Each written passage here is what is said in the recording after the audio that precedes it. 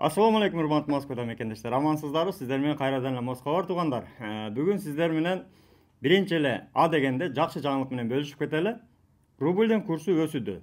Ошол акыркы күндөрү өзүңүздөр билесиздер, курс түшүп, көптөгөн айлыктардын дагы баягы берекеси болбой калды эле. Азыр буйруса мына бүгүнгү курс боюнча сиздерге мына экранга коюп койдук. Рубльдин курсу көрүнүктүү эле өсүп баштады. Июнга салыштырмалуу уже азыркы курс өтө жакшы. Мындан биягына дагы прогноз боюнча рубльдин курсу төлкө өсөт деген прогноздор бар. Андыктан ушул жакшы жаңылык менен бөлүшкөнү туура таптык. Класс басып сөзсүз видеого эгерде каттала элек болсоңуздар катталып кетиңиздер. Бизде жаңылыктар күнүнө чыгып турат. Андан кийинки дагы бир жаңылык менен бөлүшүп кетели. Бул өткөн жума күнү Дзержинский мечитинде болуптур. Ошол жума намазы окулуп аткан жерде мечиттин ичине бир адам граната менен кирген экен. Аны азыр учурда териштирүү иштери жүрүп атат.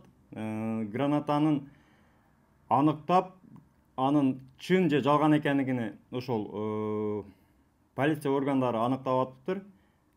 Учурда тергөө иштери жүрүп атыптыр. Негизи эле туугандар, биз сиздерге эскертүү катары айта кетели. Өткөндө мисалы биз деле ошол проспект Мирадагы мечитте болдук.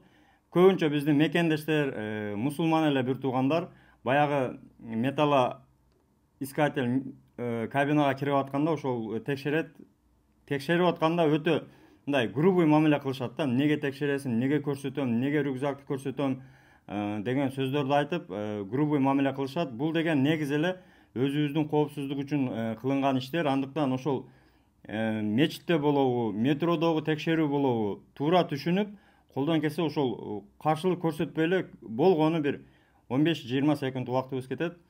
Тартип менен ошол убагында көрсөтүп өтүп кеткен жакшы. Ошону сиздерге дагы бир жолу сиздерге эскертүү катары айта кетели. Бөтөн жерде жүрөбүз, бөөдө кырсыктан Аллахым өзү сактасын. Негизи ушундай көрүнүштөрдөн Аллахым өзү сактасын. Андыктан бөтөн жерде өзүңүздөргө сак, документке так болуңуздар туугандар. Чек ара маселеси боюнча Мухиддинге кайрыла бересиздер, номерлерди коюп койдук, до конца өзү алып барып жолдо жардам берет. Эгерде каттала элек болсоңуздар, биздин каналга катталыңыздар, сөзсүз киргенде лайк басып кириңиздер, жакындарыңыздар менен бөлүшүп, группалар менен бөлүшүп коюңуздар. Ушундай маалыматтарды, мигранттарга керек маалыматтарды колдон келишинче тез күнүнө чыгарып турабыз.